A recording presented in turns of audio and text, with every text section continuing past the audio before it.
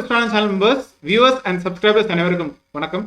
மறுபடியும் உங்க எல்லாருமே சந்திச்சதுல எனக்கு ரொம்பவே சந்தோஷம்.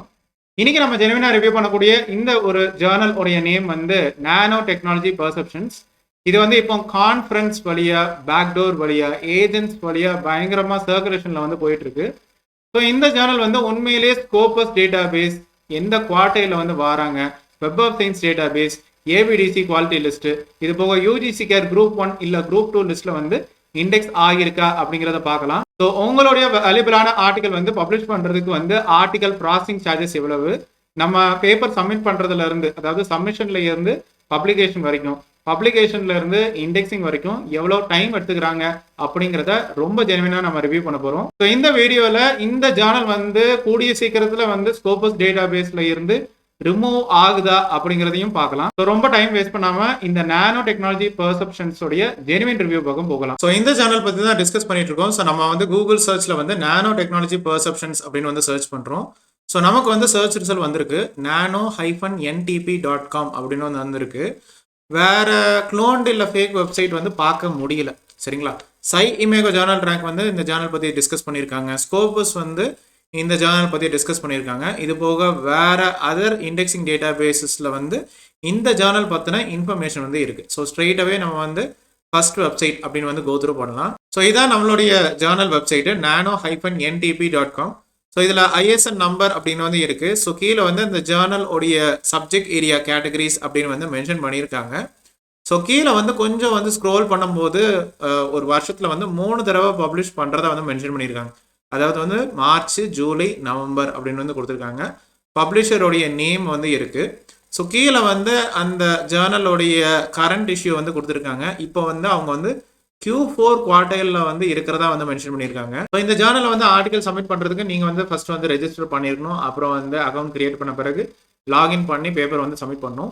ஸோ இதில் வந்து எடிட்டோரியல் போர்ட் மெம்பர்ஸ் அப்படின்னு வந்து இருக்காங்க. ஸோ இதில் வந்து எடிட்டர் இன் சீஃப் உடைய இன்ஃபர்மேஷன் இருக்குது. ஸோ அவருடைய அஃபிலியேஷனும் ஒரு ஜிமெயில் ஐடியும் வந்து இருக்குது. ஸ்கோபஸ் ஐடி வந்து ஒரு லிங்க் வந்து கொடுத்துருக்காங்க. பட் இவருக்கு வந்து ஒரு ஆர்கிட் ப்ரொஃபைலோ இல்லை ஒரு பயோகிராஃபியோ கொடுத்துருக்கலாம், அது கொடுக்கல. எடிட்டோரியல் போர்ட் மெம்பர்ஸ் வந்து கோ த்ரூ பண்ணும்போது ஒரு இன்டர்நேஷனலிசம் வந்து இருக்குது. பட் அவங்களுக்கு வந்து ஒரு பயோகிராஃபியோ இல்லை இன்ஸ்டிடியூஷனல் இமெயில் ஐடியோ வந்து கொடுத்துருக்கலாம், அது வந்து இல்லை.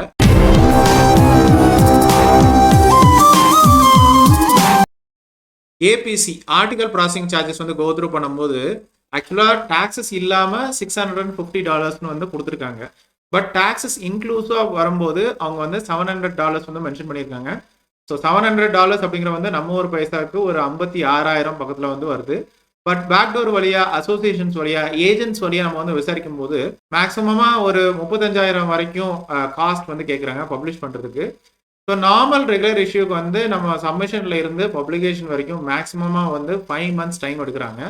பட் வந்து ஸ்பெஷல் இஷ்யூ வழியாக வந்து கோ த்ரூ பண்ணும்போது, அதாவது பேப்பர்ஸ் வந்து ஸ்பெஷல் இஷ்யூ வழியாக நீங்கள் வந்து அனுப்பும்போது ஃபாஸ்ட் ட்ராக்ல பப்ளிஷ் ஆகுது.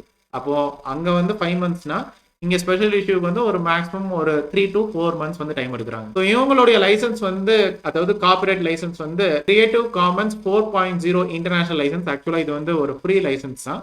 இப்போ ரீசெண்ட் இஷ்யூ வந்து பார்க்கும்போது நம்ம இப்போ ஆக்சுவலாக ஆகஸ்ட் 2024 வந்து இருக்கும். ஸோ இப்போ பாருங்க, வால்யூம் 21 இஷ்யூ நம்பர் 1 2025 அப்படின்னு வந்து இருக்கு. அப்போ இதை வந்து பாருங்களேன். ஸோ இதில் வந்து ஒரு 4 ஆர்டிகல் பக்கத்தில் இருக்கு. ஆக்சுவலாக இந்த 4 ஆர்டிகலும் உங்களுக்கு வந்து ஆல்ரெடி வந்து ஸ்கோபஸ் டேட்டா பேஸ்ல வந்து இண்டெக்ஸ் ஆகிட்டு ஆர்ச்சிவ்ஸ் வந்து கோ த்ரூ பண்ணும்போது இப்போ நம்ம வந்து ஆகஸ்ட் 2024 இருக்கும்.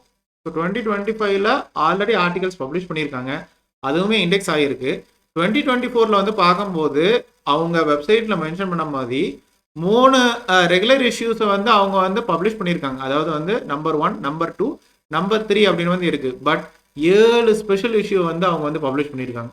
ஸோ 7 ஸ்பெஷல் இஷ்யூ வந்து பப்ளிஷ் பண்ண வேண்டிய அவசரம் என்ன, அவசியம் என்ன அப்படிங்கிற வந்து தெரியல. ஸோ இப்போ பாருங்க, நம்ம வந்து 2024 ஸ்பெஷல் இஷ்யூ 7 இதை நீங்க நல்லாவே நீங்க வந்து நோட் பண்ண வேண்டியிருக்கு.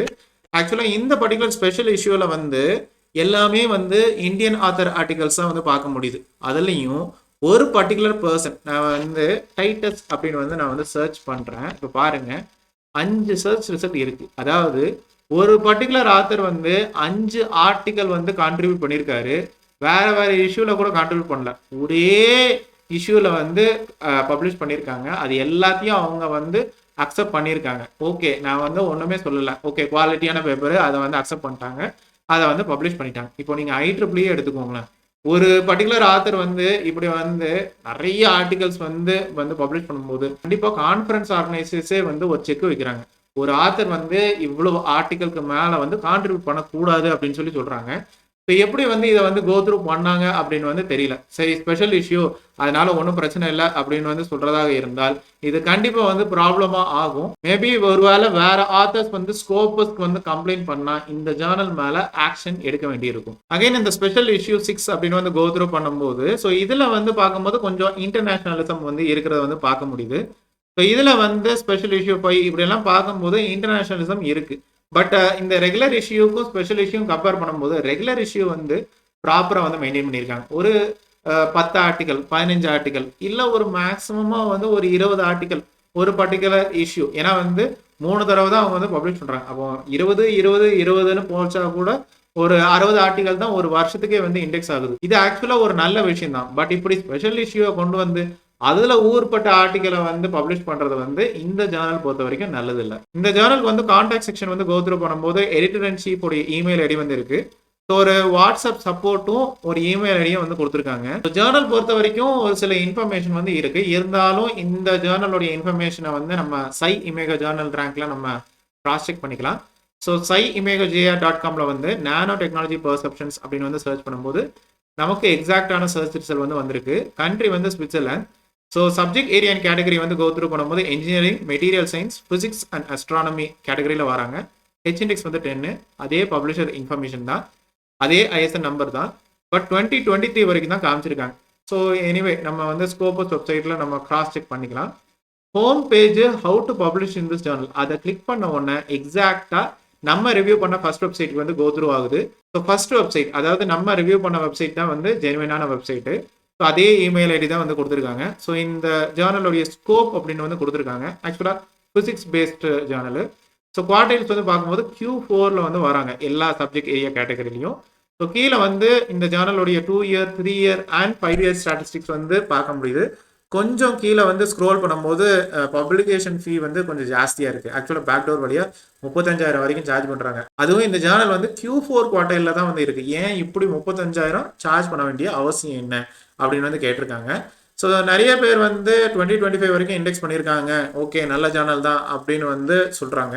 ஸோ சை இமேகா ஜேர்னல் ரேங்க்ல இன்ஃபர்மேஷன் இருக்குது. எனிஹவ் நம்ம வந்து ஸ்கோபஸ் வெப்சைட்டில் நம்ம கிராஸ் செக் பண்ணிக்கலாம்.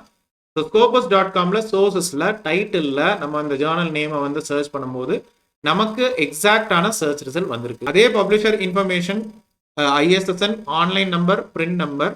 ஸோ இதில் வந்து ஹோம் பேஜ் அப்படிங்கிற ஒரு செக்ஷன் வந்து இல்லை. ஸோ கீழே வந்து ஸ்கோபஸ் கண்டென்ட் கவரேஜ் அப்படின்னு வந்து கோத்ரூ பண்ணும்போது நான் ஆல்ரெடி சொன்ன மாதிரி 2025 வந்து 4 டாக்குமெண்ட்ஸ் பப்ளிஷ் ஆயிருக்கு, அதுவுமே இண்டெக்ஸ் ஆகிருக்கு. 2024 இதை நோட் பண்ணிக்கோங்க.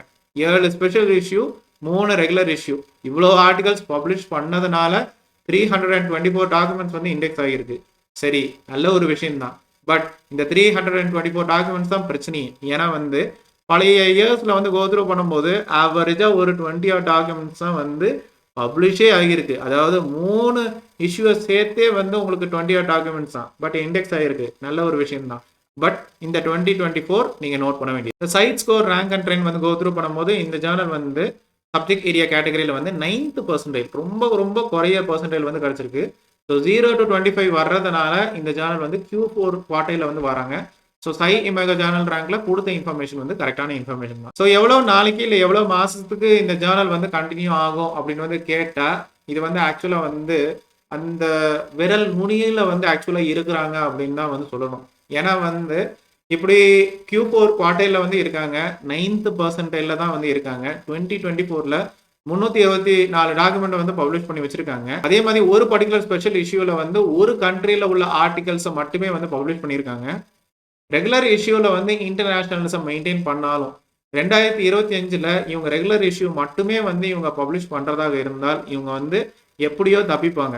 பட் எப்படி பார்த்தாலும் இப்படி கான்ஃபரன்ஸ் வழியா, ஏஜென்ட்ஸ் வழியா, அசோசியேஷன்ஸ் வழியா இந்த ஜேர்னல் வந்து கொஞ்சம் சர்க்குலேஷன்ல இருக்கிறதுனால ஆத்தர்ஸ் யாராவது இந்த ஜேர்னல் பத்தி நிறைய பேர் வந்து கம்ப்ளைண்ட் பண்ணியிருக்காங்கன்னு வச்சுக்கோங்களேன். இந்த ஜேர்னல் வந்து கூடிய சீக்கிரத்துல ஸ்கோபஸ் டேட்டா பேஸ்ல இருந்து ரிமூவ் ஆகுறதுக்கு சான்சஸ் இருக்கு. ஸோ ஒருவேளை நீங்க வந்து உங்களுடைய பேப்பரை வந்து சப்மிட் பண்ணணும்னு வந்து நினைச்சிருந்தீங்கன்னா 2 தடவைக்கு 3 தடவை யோசிச்சுட்டு வந்து சப்மிட் பண்ணுங்க. எனிஹவ் ரெகுலர் இஷ்யூல வந்து இன்டர்நேஷனலிசம் வந்து தொடர்ந்து மெயின்டைன் பண்ணிட்டு வராங்க. இப்போ இந்த ஜேர்னல் வந்து வெப் ஆஃப் சயின்ஸ், அதாவது வந்து masterjournalist.clarivate.com இதுல வந்து சர்ச் பண்ணும்போது நமக்கு ரெலவெண்டான சர்ச் ரிசல்ட் வரல. ஸோ இந்த ஜேர்னல் வந்து வெப் ஆஃப் சயின்ஸ் டேட்டா பேஸ்ல இண்டெக்ஸ் ஆகல. அதே மாதிரி ஏபிடிசி, அதாவது Australian business teens council Journal quality list இதுல வந்து சர்ச் பண்ணும்போது நம்ம நானோ டெக்னாலஜி பர்செப்ஷன்ஸ் அப்படின்னு சர்ச் பண்ணிட்டு என்டர் அப்படின்னு வந்து கொடுப்போம். ஸோ நமக்கு ரெலவெண்டான சர்ச் ரிசல்ட் வரல. ஸோ இந்த ஜேர்னல் வந்து ஏபிடிசி குவாலிட்டி லிஸ்ட்ல இல்லை. பட் ஹவவர் யூஜிசி கேர் வெப்சைட்ல வந்து குரூப் 1 குரூப் 2 அப்படின்னு வந்து இருக்கு.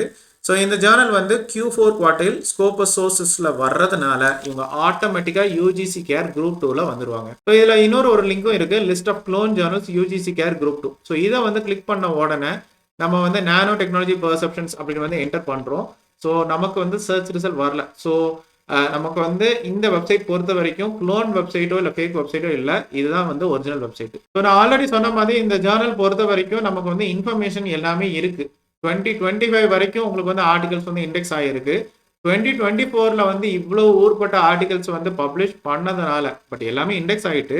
ஸோ இப்படி வந்து நிறைய ஆர்டிகல்ஸை வந்து ஸ்பெஷல் இஷ்யூவில் வந்து இவங்க வந்து தொடர்ந்து வந்து அதுவும் ஒரு கண்ட்ரியில இருந்தே வந்து வெல்கம் பண்றதாக இருந்தால் இந்த ஜேர்னல் வந்து கண்டிப்பா வந்து பிரச்சனை வரும். ஸோ இந்த ஜேர்னல் பார்த்தீங்கன்னா சந்தேகங்கள், கிளாரிஃபிகேஷன்ஸ், கொஸ்டின்ஸ், குவரிஸ், பாசிட்டிவ் இல்லை நெகட்டிவ் எக்ஸ்பீரியன்ஸ் எதுவாக இருந்தாலும் கமெண்ட் செக்ஷன்ல ஷேர் பண்ணுங்க.